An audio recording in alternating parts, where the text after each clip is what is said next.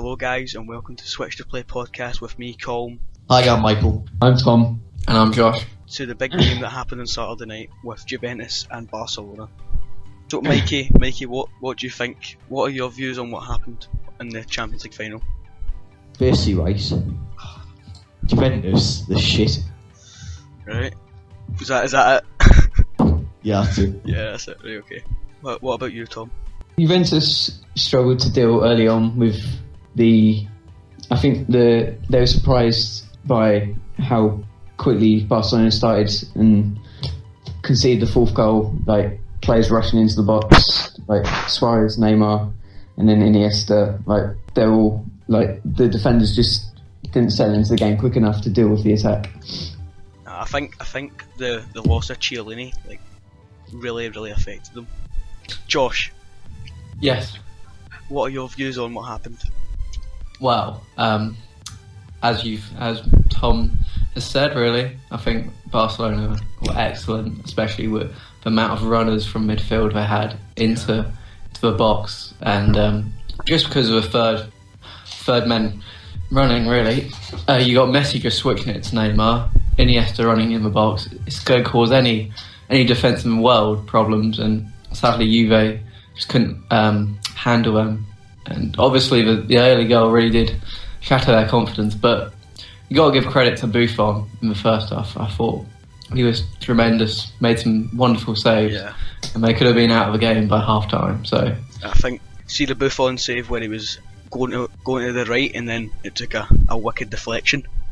I think that's like top class save. Yeah, top class. One of the saves. He's 37. He's 37 and he can still have the agility to pull that off. It's incredible. Yeah, I think without him, there would have been a much bigger scoreline at the end of the first half in Barcelona's favour. It would have been like the Women's World Cup game the other night.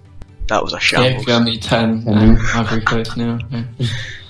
Interesting. But talking about keepers, I thought Ter Stegen was at fault for Juve goal. I think he could have parried it. And then the Suarez goal was just... Both keepers are at fault for the Marata goal was just, nice back heel by Marquisio. Yeah, I really like Marquisio. He just because most people, or especially the English media, always focus on Pirlo because obviously what he did at the World Cup to England and the Euros. But sorry, we didn't even get there. So he's I don't know. He's underrated, but obviously he's not. So he's underrated compared to Pirlo and Pogba. Yeah. Oh, Pogba was immense. I thought he just gave Juve an outlet, really. And him and Evra do work well together on the left wing. It was good to see that he helped Evra and they doubled up on Messi or Suarez whenever one of them was out that way. Yeah, obviously Messi didn't score, but he was very influential. He always is. Yeah, he's just so. He's best player. He is brilliant. So we're not saying anything new, but yeah, he's world class. Tom, do you think that Buffon was at fault for the Suarez goal? I think he had a good game, and I think it's inevitable that with that attack and the amount of chances Barcelona were getting, and the way that Juventus' defence couldn't deal with them, it was kind of inevitable that there was going to be a chance like that there was going to be a point where Buffon couldn't make one perfect save like he had been the whole game, and ended up obviously Suarez taking advantage. The defence, the two centre backs just didn't help Buffon all night. They were too fast for the defence. Yeah, the two defenders didn't look like they knew each other. They weren't compatible. I think Barcelona were too good. Yeah. Again. Yeah. I thought Lichtsteiner as well. He's he played well going forward, but I think he possibly went forward too much, which allowed the front three to get in behind even easier and players to run down the wings and create even more chances. Yeah. Especially Neymar. Barcelona had 17 shots, with 8 on target. But then Juventus had 14 with 6 on target, so... They played well in the second half, especially in the first 20 minutes, so it really came back. I think they knew what they had to do. Allegri definitely gave them a good team talk, and you could see it because they were so much better. Like on the front foot, they were first, all the second balls, dominating the midfield, and Barcelona, could have been lucky to be 1-1 in the 70th minute. Do you think it was a penalty with Pogba and Alves? I've seen them given. Yeah, but I think it's just a bit soft because he's like twice the height. I think as well in the Champions League final, you need to be sure to give anything like that. In such a big game. Yeah. I think Vidal was very, very lucky to stay on the pitch. I was just going to say that he was. He definitely had too many cans of Red Bull before he stood onto the pitch. Yeah, he didn't keep his head on the big occasion, and he kept lunging in. He was lucky to stay on the pitch, I think. And then in the second half, I think he was being a bit more cautious, but I mean, he just couldn't make an impact on the game. I think he gave Juventus a disadvantage because he was just diving in, and then when he was getting the ball, then Barcelona had an extra man. Yeah. But you gotta get stuck in. Because I think. But there's getting stuck in, and then there's. Yeah, I guess so. But I was watching the Sky coverage, and they were analysing about when United played Barcelona in 2009, and Tevez was harassing Busquets because obviously if you give him room, then he easily can pass it to Piqué or Mascherano, who can then start the attacks. Yeah. So obviously Vidal's job was clearly to just press. But the other, like Pirlo's, they're not going to be getting stuck in really. They're more relaxed. They'll more just get the ball and then try and get out of the pitch as fast as they can. So I think it was an impossible job for Vidal to do, but he did. I thought he played well, but it was just a typical South American way to tackle. Really, just going even with yellow card, just steam in and take the man. It's great to watch. Yes, but I think that's his style of play. He gets out from the first, second goal. He's there. He's in your face. He's on your toes. That's the good thing about him and having him in your midfield. Yeah. Or if you look at the stats, Juve committed 24 fouls. Barcelona only 12. So as you can see, it was a very stop-start game. Yeah, that was a game plan. Yeah, stop them playing. You got to stop them playing because if they play, they can beat anyone in the world, like they did, Bayern Munich in the semi-final. So with as a unit in the midfield, Pogba, Pirlo, and Vidal didn't make the impact that they needed to do well in the end. Like Pirlo didn't have his worst game, but didn't have his best.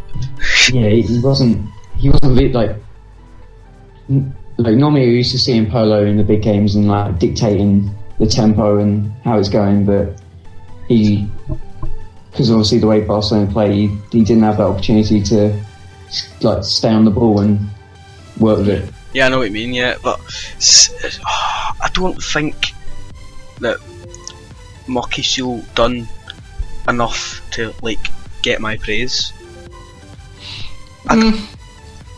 Obviously you guys you guys all have different opinions, but I just think for a player of his calibre in a Champions League final, he didn't turn up as much as Pirlo and Pogba for my.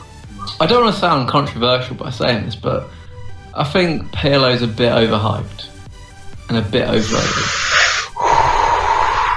Especially in on social media, English media, I get what you mean. As a whole, because they just yes, he destroyed England in the Euros 4 years ago.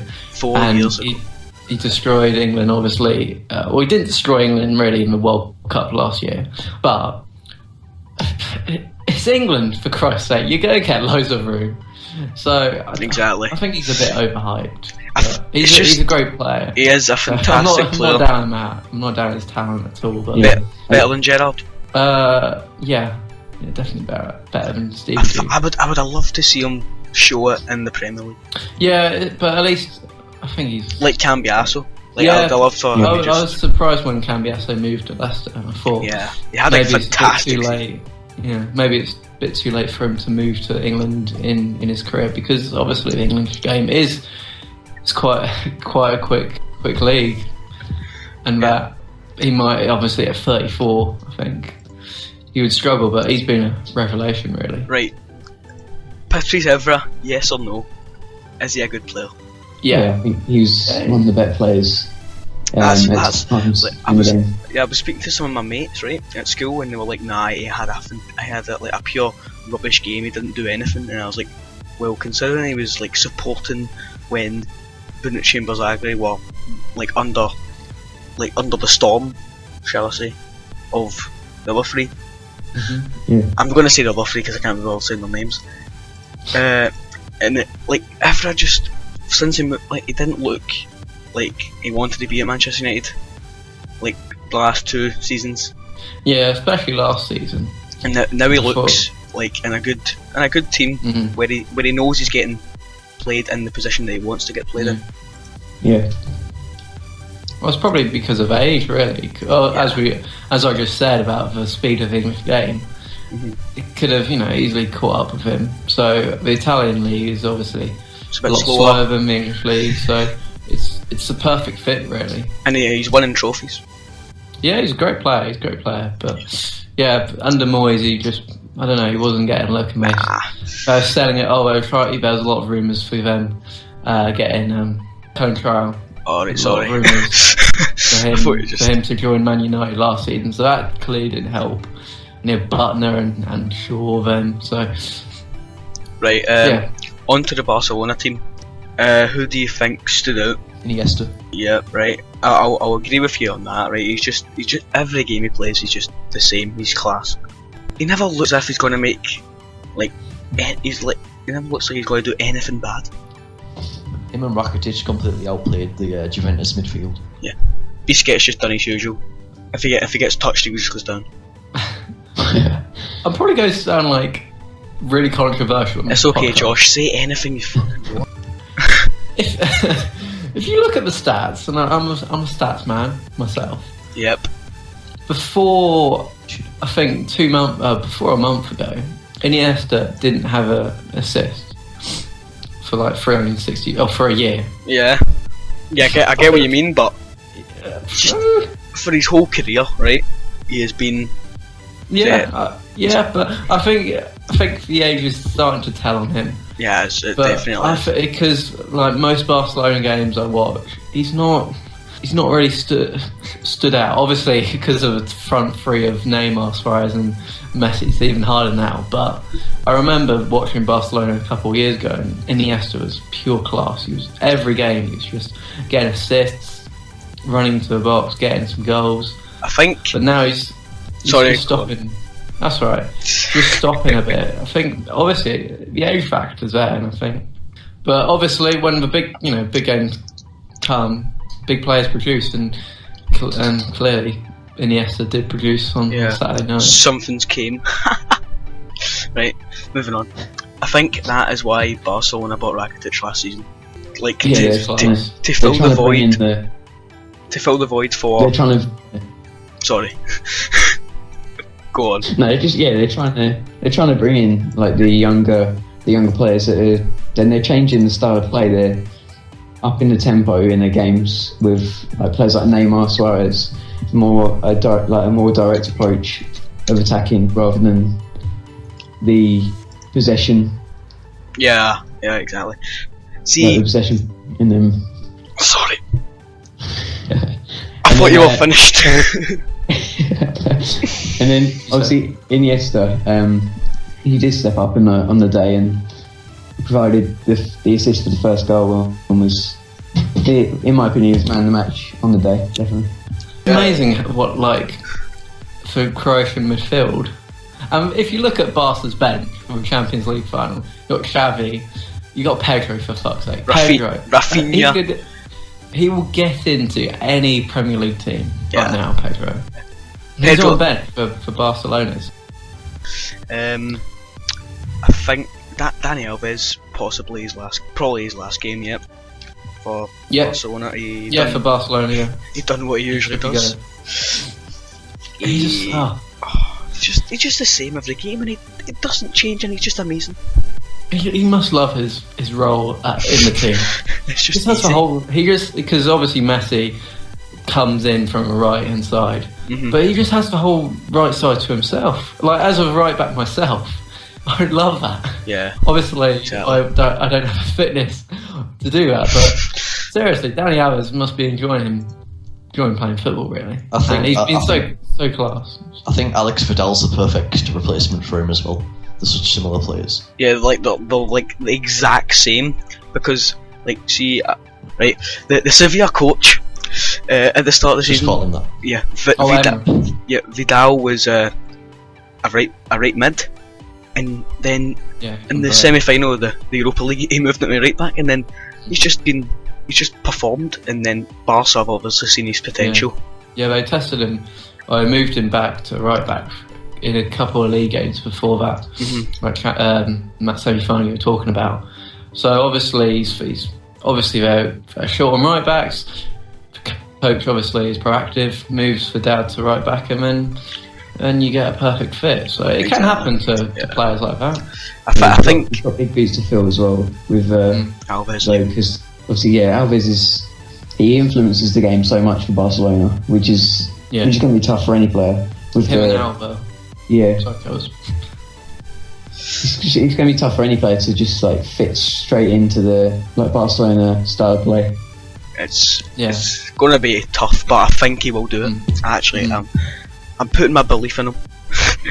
Yeah, it's him and Alba, or Alves and Alba, just giving the Barcelona width. Yeah.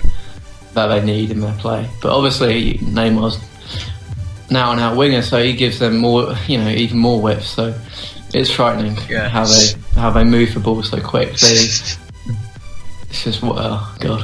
See, before Neymar came to Europe, and he was just overly hyped, and he's just became a really, really good player. And watching him, it's amazing. Yeah, I'm trying to think. He puts me in mind. He puts me in mind of a Stuart Downing. He really does. Like the Confederations Cup in Brazil two years ago. Now, I think before then, obviously there was a lot of hype of Neymar, and I watched Neymar quite a few times before then, and I never saw him perform well at all. So I was like, maybe this guy is overhyped. But then in the Confederations Cup, he was excellent. Yeah, I think he got top goal scorer, and I was like, well, this guy can perform on the big stage. And since his move from Santos to Barcelona, he's been excellent. He's really been excellent. He's learned well since he's been there, so he's massively his player. So I really want to speak, but I don't know when yous are finished. Yeah, it's definitely helped with Bale coming to Real Madrid, I think, because obviously Neymar was the main transfer, and then obviously Real Madrid signed Bale for 86 million euros. It puts complete pressure off Neymar. Yeah. So that's definitely helped him along the way. I think that him playing for Brazil, he knows that the whole country is on his shoulders. Yeah, and he thrives on that pressure. Yeah, he did World Cup. He loves being under the light, and you can see that. The way he just moves in and out of players, he's just so agile. Yeah, and he loves playing football. Yeah. So skillful. He's clearly enjoying his football, and to be honest, all those Barcelona players should, because they've just won the treble, for Christ's sake. Yeah, it's a very special achievement. That front three was just deadly. Yeah, 122 goals in a season. And Suarez was missing for kind of tells you most of that, really. Yeah, Suarez was out for a couple months. Yeah. So, man of the match, we are giving it to Mikey. Who are we giving man of the match to? Iniesta. Right. Tom, who are you giving man of the match to? Definitely Iniesta. Josh? I've thought of this long and hard, actually, because to be honest, I think we could have given it to a few players. Yeah. I'm going for Rakitic, really. Yeah, I'll give man of the match to Andres Iniesta then. I felt Rakitic done really well in his first Champions League final, and he is just a fantastic centre midfielder. He's just what you want. Yeah. He scored a goal very early on, and he knew how to break down Juventus from the get go. But Iniesta was just passes, pinging him about. Didn't even look like he used a lot of effort. So Iniesta, you're the man of the match. Well done. We will present you with that when you come, hopefully, to my house. Rakitic nearly scored the second goal just to butt in, but Suarez obviously. Yeah, I think Iniesta's less likely to be attacking most of the time because I think. Right, lads, I gave every player that started the game a rating out of 10. Oh, go on. Right, I'll give you them and see if you agree. Right. Okay. So Marc-Andre ter Stegen, I gave him a 6 because when he had stuff to do. Yeah, that's probably fair. Maybe a 7. Yeah, right. Well, I'd say up a little bit to 7 because I thought I'll get my pen out. He made a couple of good saves because, I mean, Juventus had other chances that he dealt with. He dealt with them. Mikey, right? Okay. Moving on. Dani Alves, I gave him a 7. PK, I also gave him a 7. Just they two, they work well together. PK. Yeah, I thought PK was possibly even better in a way. He was stopped everything. Yeah, he was, mostly everything. He was calm throughout the game, and I think he defended well. I think he was better than Mascherano. Yeah, I gave Mascherano a 6. Yeah, he was very nervous. He was very nervous in the first 2 minutes. Yeah, with slipping and all that. He done a few Gerrards. Like he looked very out of place. Yeah. He was like, I don't even want to be here. And then he changed his boots and they scored. Yeah, then he changed your boots. I was like, fair enough. Jordi Alba. Well, blame it on the boots. Yeah. Jordi Alba, I gave a 7. Yeah. Just attack, defend, create some chances. Everything you want in a fullback, solid set. I'd say, yeah. Iniesta got an 8 from me. Busquets got a 7. Yeah, he was very good, like he always is, really. Rakitic also got an 8 for the fact that he got the goal and then he was just he was just so solid, sublime. Control of the midfield for the majority of the game. Messi got an 8. If you want to up that, yeah, 9, 8, fine. 8, yeah. Right, we'll go for an 8 because he didn't. I think Suarez and Neymar done better than him in the game, but Messi was doing most of the work.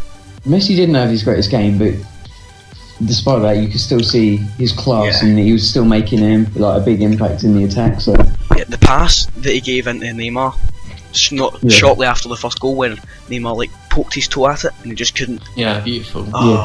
It's like how can one man do that? He just seen it and then he was just not just instinctive. Right, Neymar got a 9 from me, and Suarez got an 8. Yeah, Suarez does a lot of unselfish work up top. He always running around, running the channels, running to feet. I think he's the most unselfish striker. As Tom would know, as a Liverpool fan. Yeah, he's.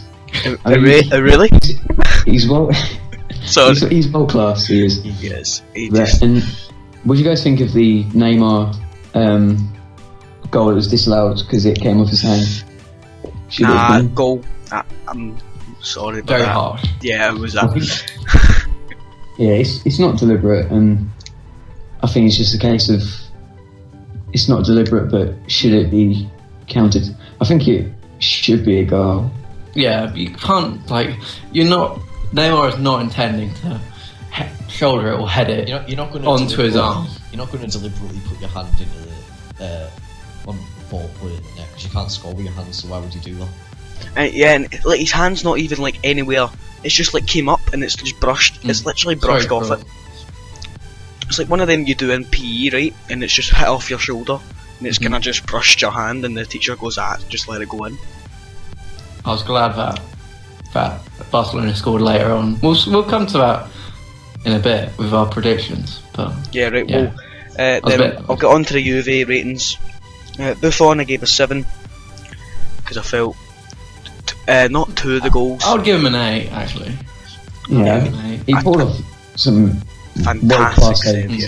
Yeah. And I think he was at fault for one of the goals, but it was kind of inevitable through the way the game was playing out. And how the two centre backs just weren't there. Yeah, he kept them in the game first half, so that's why. I actually believe that Ogbonna would have done a better job. Oh, he's on the bench, so but we have to say Barzagli was carrying an injury. Yeah, well, why? Which was the risk. Like, if they're taking the risk with Barzagli, why not take it with Chiellini? When he's it was Barzagli's injury was a bit. You brush it off. You can brush it off. He can play, but it's not. Chiellini played, I think they would have. But Chiellini was completely out. If Chiellini was at full fitness, he would do anything for that Juventus team. Yeah, he would absolutely destroy Suarez. I gave Lichtsteiner and Bonucci 6s, and then I gave Barzagli and Evra a 7. I thought Lichtsteiner was. He wasn't as good as Evra, but he wasn't as bad as other players. He offered like extra outputs and inputs to the attack, but I think that just led to too many open spaces. I think defensively he didn't do what a right back should. Yeah, but at the same time, his game, the game he plays, he's trying to attack more. So I think in that sense, he did do his job. But I think against Barcelona, that's not what you needed to do. You need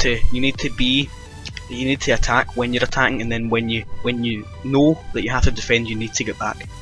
Because Barcelona won't wait for you to get back. They'll just take it and they'll score, like they did.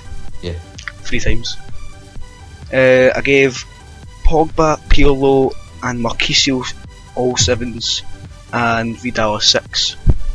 I think that's harsh on Vidal. But he was Vidal at 7. Well, his first half performance definitely deserved a 6. But at least he was putting himself about. Yeah, he was putting effort in, but he was running about like a headless chicken. There was a few rash changes that didn't need to come in from Vidal. Tevez got a 6. Yeah, he didn't get. Nah, he didn't do anything. But you got to give credit to Morata. Barcelona's defence. Oh, right. for keeping him quiet, because he's such a dangerous player. If you give him one chance, he'll bury it. Yeah, but see, he's pretty shifting as well. Like he was running around and I don't know. I think he was chasing the ball a lot. Like you could see him like putting a shift in, but I think he just couldn't make the impact at the end of the day. Yeah, for being the age that he is and running about that much for the full time, it's amazing to see. But see, shortly after the goal, when he skied it over the bar, if he would have put that like anywhere on target, right, and like maybe troubled Ter Stegen, and it might have went in, the game would have just changed. It would have completely shifted. But he did get the assist for that goal, so you give him a little bit of credit. Then I gave Morata an 8. If that's too much, I don't know. I'll give him a 7, but he was an outlet. Morata. Yeah. He always is. He was giving Mascherano huge problems with his pace. He's just. I think he's found his team. Yeah, I think he could have scored one. Like he could have scored another one. Yeah, definitely. Yeah, he had a chance when he just curled it just wide, and I think on another day, if he'd put that away as well, you could be looking at another result. Yeah, I think it was good defending from Alba, just cutting down the angle, but yeah, you expect. But the thing is, like, don't know why Real Madrid sold Morata. I still don't get it. Like, he's such a world-class player. Or not world-class player. He's such a good player. I think, especially Real Madrid, striker shortage. I think Hernandez and Benzema. I would have thought they kept Morata on another year, but they do have a buyback clause. So I think that Morata isn't a world-class player, but he certainly has the potential. That you can see it. You can just see it, like in him, that he wants it. Like he just wants to be really, really good. Farewell to Xavi for a fantastic career. Yeah, it's sad to see him go. Like, obviously he's not dead, for fuck's sake. But yeah, he has been at Barcelona since 1998 to 2015. Yeah, he's won a shit ton of trophies. I can tell you that. Yeah, 58 goals and 505 appearances. But obviously, he's not all about the goals. He's just there for passing, there for just absolutely dominating the midfield. Yeah. And him and Iniesta in their prime were just unstoppable. Yeah. I think that when they didn't have Busquets, Xavi was the perfect just holding midfielder. He would just sit and he would just take the ball and pass it on to Messi, and then Messi would score. Right. I was going to say, should we be talking about Xavi pushing over Neymar earlier on? I didn't see that. Right, let's go. Tom, talk about it. I think it was just they were doing that open bus tour, just like showcasing the trophy and celebrating with the fans. And I guess Xavi wanted to take the centre stage after his final game, and was willing to knock Neymar out of the way to get that centre stage. Just a bit of dressing room banter. I presume the English media have probably took it too far. Yeah. It wasn't like I've seen it. It wasn't much. It's just I think probably the media like to blow everything out of proportion. Yeah. And I don't think it's anything more than just a bit of banter. Right. On to the predictions. Right. We'll start with Colm, who predicted. That's me, by the way. You are Colm. He predicted 3-2 to Juve. I was close. Mikey. You're the underdog, don't you, Colm? Yeah. Right. Mikey, you predicted 3-0 Barca. You were very close. Troubles, you said 2-1 Barca. You were close there, buddy. Josh, you predicted 3-1 to Barca, and you have won the first 3 points of the SwitchThePlay predictor. Well done. Thank you, Colm. You're top of the table. Take that. First week was good. Well done. Get a good start. Yeah, nicely. But there is a sad. Oh, it's not a sad story at all. Just annoying that I didn't put a bet on. Yeah. I won some money. My bet's still here. I won £3.80. It's not bad. For Morata to score anytime. I've still not collected it. Oh, you got it. I can't collect it. But yeah, I was annoyed because it was 12-1 on Sky Bet. Other betting shops and betting companies are available. Yeah. But yeah, I didn't put a bet on. I should have. Mikey, I'm sorry. Right. And we do not promote underage betting too. Yeah. It's a bye from Josh. Bye. It's a bye from Mikey. Bye, guys. And it's a bye from Tom. Goodbye. And make sure to follow us on Twitter at SwitchThePlay YouTube, and like and subscribe and comment down below on your thoughts on the Champions League. And also, guys, go check out Career Mode Hub on Twitter. They are the best place to find good players, and they also have a YouTube channel. We will link it down below. Thanks for listening, and goodbye.